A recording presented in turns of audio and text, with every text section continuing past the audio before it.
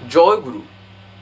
আজকের আমরা এই ভিডিওতে যে টপিকটার উপর আলোচনা করতে চলেছি সেটি বলতে পারেন এমন একটা বিষয় যেটা নিয়ে হয়তো আমরা অনেকে ভয়ও পাই, অনেকে হয়তো সেটা নিয়েই এমনই ভাবি জীবনটার প্রতি বলতে পারেন যে একটা রসদ কিংবা জীবনে যে একটা আনন্দ সেটাই যেন মনে হয় জীবন থেকে চলে গেছে। তাহলে বিষয়টা কি না, তা হলো মৃত্যু।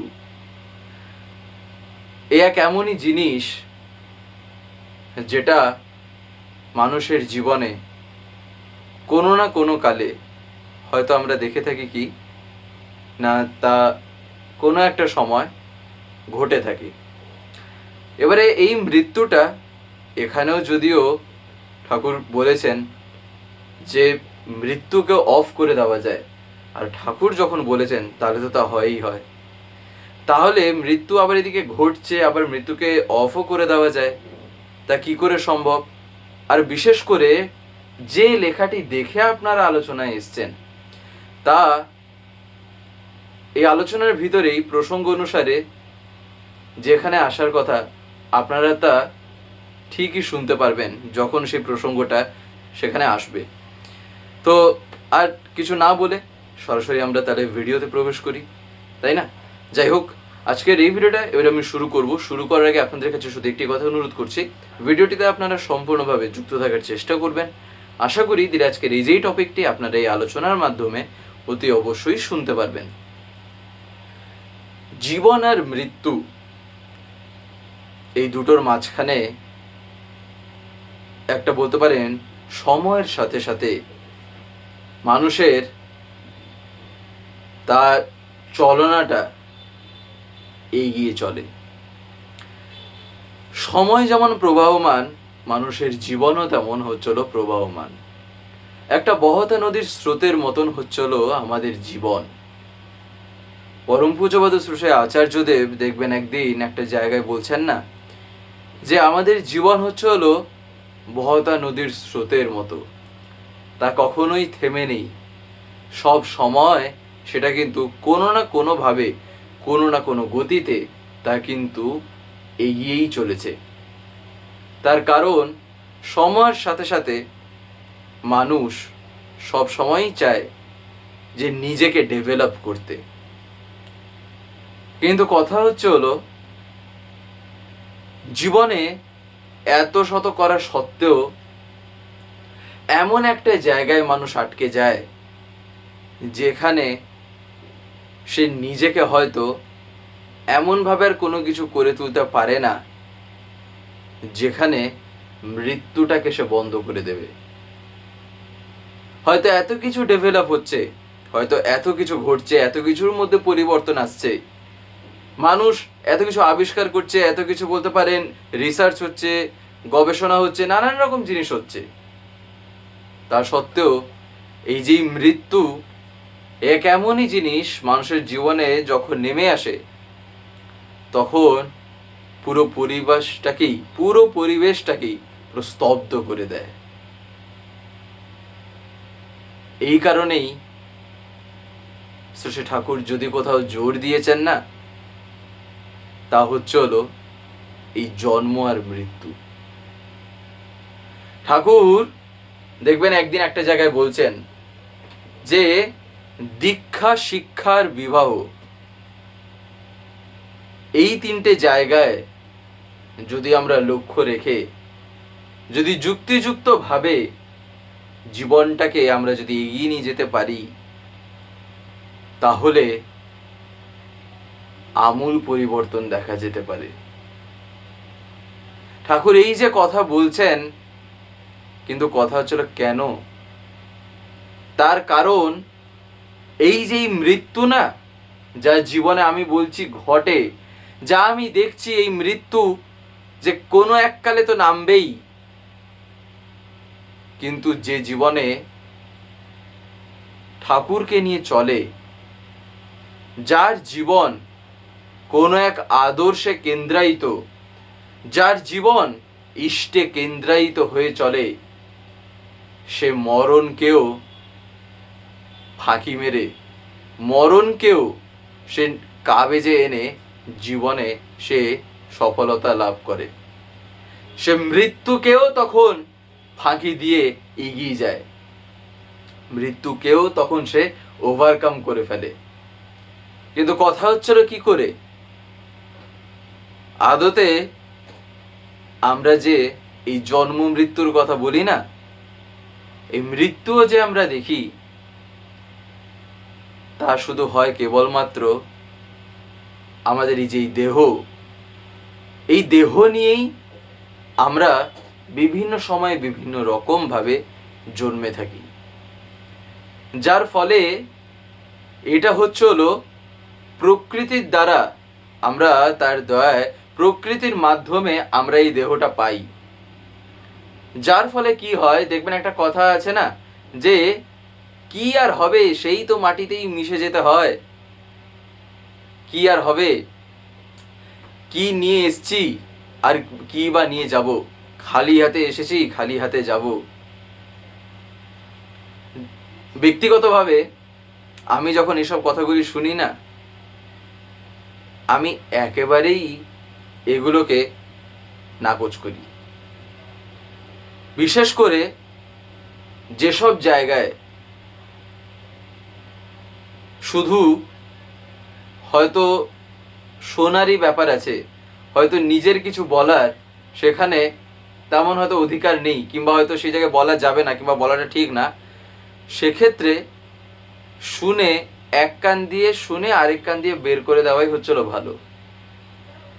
তার কারণ যে জীবনে ঠাকুরকে নিয়ে চলে না, ঠাকুরকে নিয়ে চলার ভিতর দিয়ে কখনো কেউ এমন কোনো ভাবে রঞ্জিত হতেই পারে না, এমন কোনো ভাবের দ্বারা নিজেকে সেই জায়গায় নিয়ে যাবে না যাতে তিনি কষ্ট পান। অন্ততপক্ষে সে চেষ্টা তো করে চলবে। যার ফলে যখন আমার মাথায় এই চিন্তাগুলি আসে, যখন আমি ভাবি এইসব কথা শুনে, যখন আমার মাথায় এইসব আসে, তখন ভাবি আরে এটা তো আমায় একটা নেগেটিভ ভাবে নিয়ে যাচ্ছে, এইগুলিকে তো প্রশ্রয় দেওয়াই চলবে না। ঠাকুর চেয়েছেন জীবন, আমার আচার্য যিনি তিনি চেয়েছেন জীবন। তাহলে আমি এই মরণকে ভয় পেয়ে, এই মরণের কথা ভেবে ভেবে জীবনের যতটা দিন আছে সেখানেও কেন আমি মানে দুঃখকে স্থান দিয়ে, কিংবা বলতে পারেন অবসাদে ভরে গিয়ে কেন আমি জীবন কাটাবো? তাহলে ঠাকুর ধরেও আমার বোকা বোকা চলাই হয়ে যাবে। যার ফলে দেখবেন ওই কথাগুলি কটা মানুষকে মোটিভেট করে। আমি যদি একটা মানুষকে গিয়ে এখন যদি বলি কি আর হবে বাবা, তুমি কি বা নিয়ে এসছো আর কি বা নিয়ে যাবে, তার মধ্যে মানে পজিটিভ এনার্জি ক্রিয়েট করছে এই কথা। কাউকে যদি গিয়ে এখন বলি মাটিতেই মিশে যেতে হবে শেষে, কি আর হবে, এইসব কথা বলে একজনকে তামিয়ার জীবনে আমি তার জীবনে উৎসাহ প্রদান করলাম, নাকি তার জীবনটাকে আরো ক্ষয় করার চেষ্টা করছি?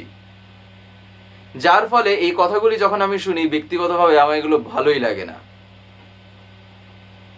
তার কারণ তিনি যখন জীবনের কথা বলেছেন না, তাহলে আমি তখন এই মরার কথা ভেবে আমি কি এমন করে দেব, আমি কি এমন করে ফেলবো।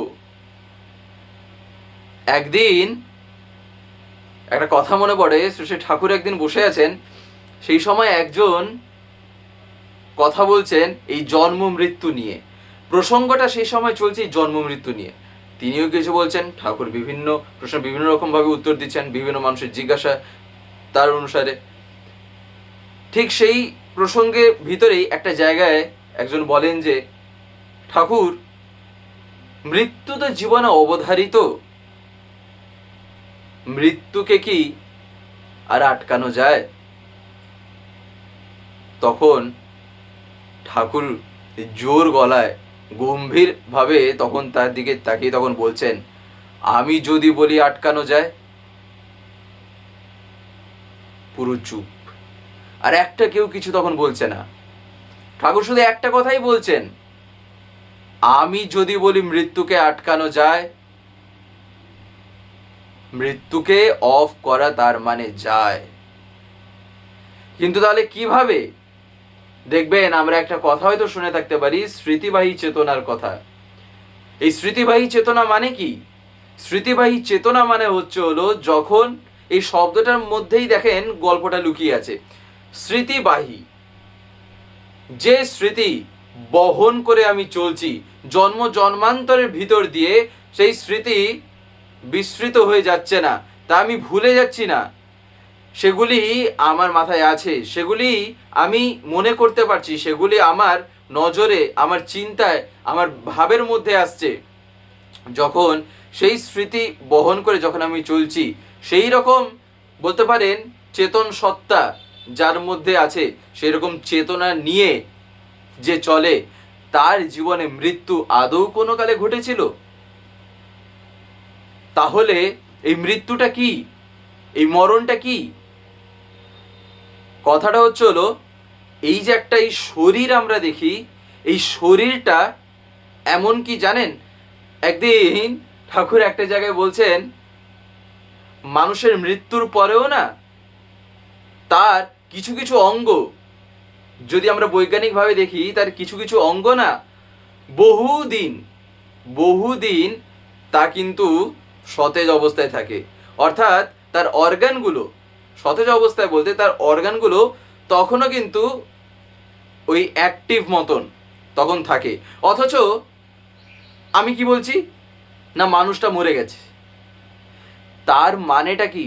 তার মানে একটা অর্গানও, ঠাকুর বলছেন, যদি একটা মানুষের দেহ তার বিনাশ হওয়ার পরেও তার একটা, সেই দেহেরই একটা অঙ্গ যদি এতদিন টিকে থাকছে, তাহলে সেই দেহের ভিতরে যে সত্তাটা ছিল, যে বলতে পারেন আত্মাটা,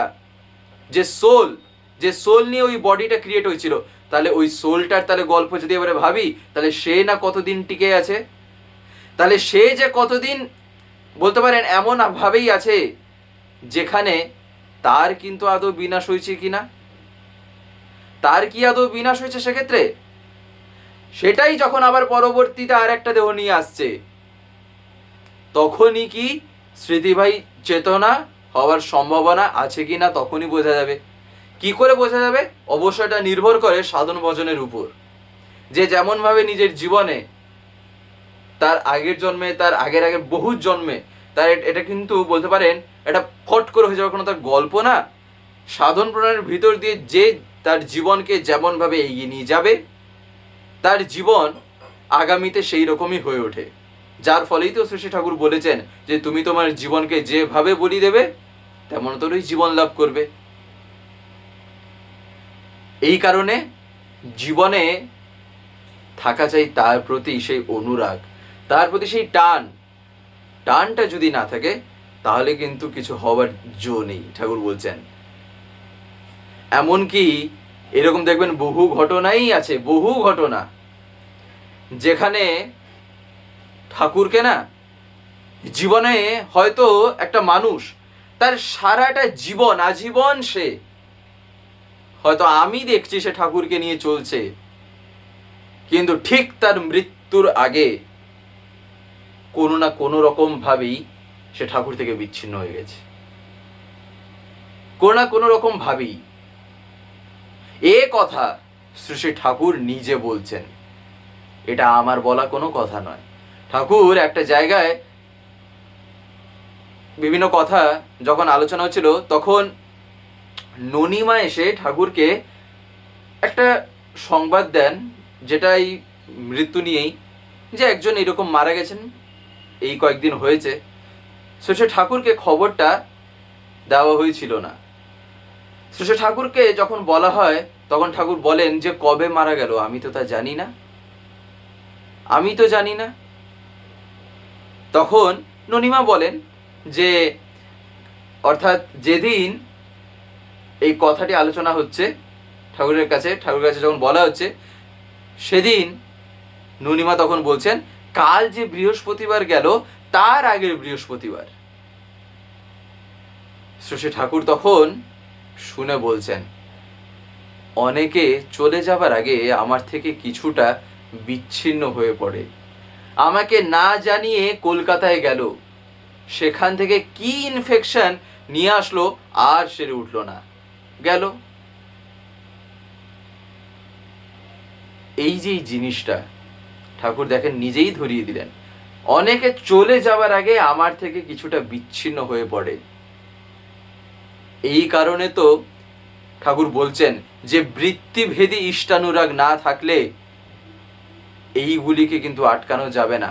যার ফলে সারাটা জীবনে যদি আমি দেখছি যে একজন ঠাকুরের দীক্ষা নিয়ে আছে, দেখবেন আমরা অনেক ক্ষেত্রেই শুনি না, অনেক ক্ষেত্রে দেখবেন আমরা এসব শুনে থাকি যে ঠাকুরের দীক্ষা 20 বছর 50 বছর নিয়ে আছেন, কিন্তু পরবর্তীতে আমরা অনেক ক্ষেত্রেই দেখি পরিণাম এমনই ঘটে যা শুনলেও না বুক একেবারে ফেটে যায়, এমন মর্মান্তিক ঘটনা তখন ঘটে। ঠাকুর সেটাকেই আটকানোর জন্য ঠাকুর বারবার বলছেন বৃত্তিভেদী ইষ্টানুরাগ না থাকলে কিন্তু তা হয় না।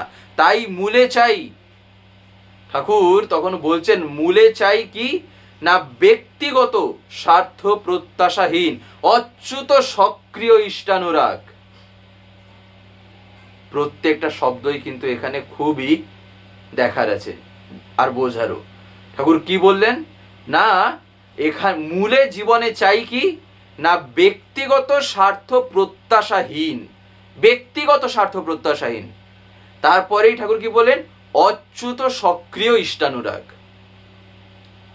এই যে সক্রিয়ভাবে লেগে থাকা ইষ্টকে কেন্দ্র করে তাতে অনুরাগ নিয়ে তার টানে নিজের ব্যক্তিগত যে স্বার্থ প্রত্যাশা যেগুলি আছে নিজের সেই স্বার্থগুলিকে বাদ দিয়ে আমি তাকে ভালোবাসবো, এই জিনিস যদি না হয় জীবনে দেখবেন মানুষ সুখের সময় আনন্দের সময় না তখন বলে বেশ আছি, খুবই আনন্দে আছি, আমি ঠাকুরকে নিয়ে খুবই আনন্দে আছি, জীবনে আমার কোনো অসুবিধে নেই।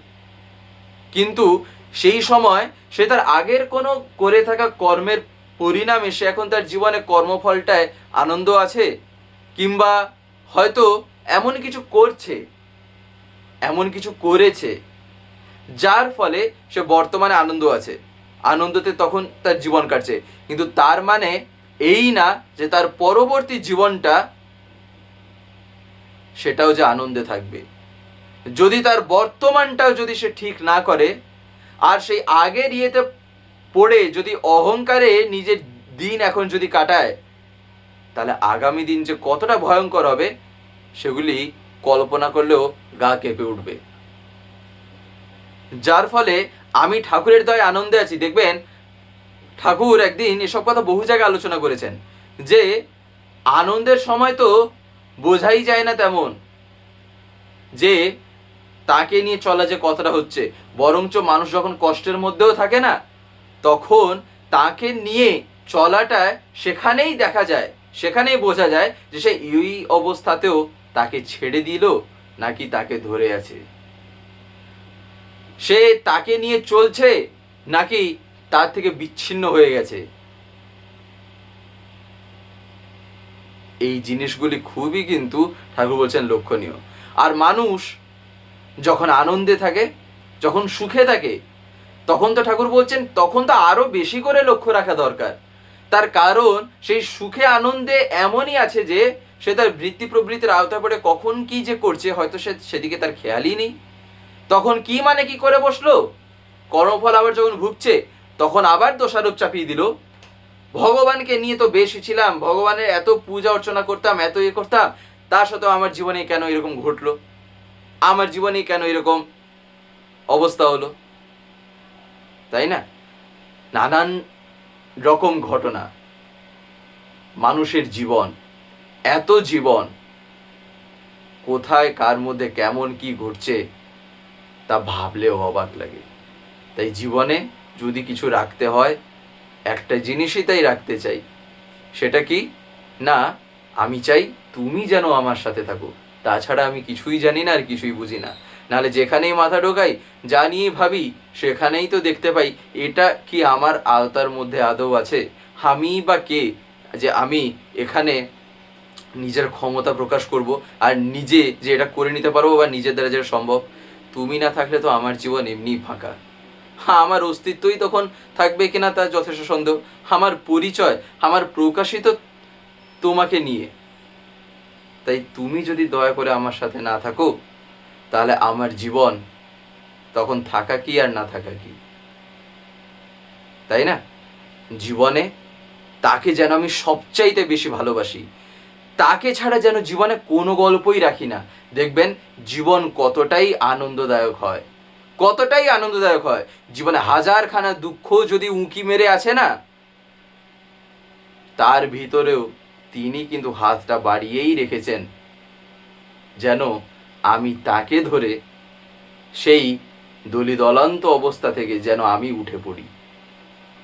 যাই হোক, আজকের এই ভিডিওটা এবার আমি এখানে শেষ করবো। শেষ করার আপনাদের কাছে একটি কথা বলবো, যদি আজকের এই ভিডিওটা আপনাদের ভালো লাগে থাকে তাহলে একটি লাইক করে দেবেন, সবার ভিতরে শেয়ার করে দেবেন। কেমন লাগলো নিচে একটি কমেন্টে লিখে জানাবেন। আর যদি চ্যানেলটিকে এখনও সাবস্ক্রাইব করে না থাকেন, তাহলে অতি অবশ্যই চ্যানেলটিকে সাবস্ক্রাইব করে পাশে বেল আইকন প্রেস করে অল করে রাখতে একেবারেই ভুলবেন না।